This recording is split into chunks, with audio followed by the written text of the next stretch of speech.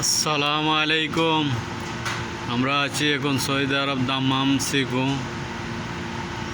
এই যে দেখেন কত সুন্দর জায়গা, সামনে আছে গাড়ির পার্কিং। এই যে গাড়ি পার্কিং করে রাখছে।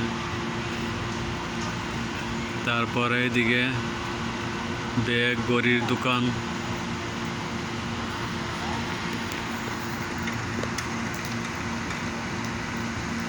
যে এদিকে সব দোকানপাট। এই যে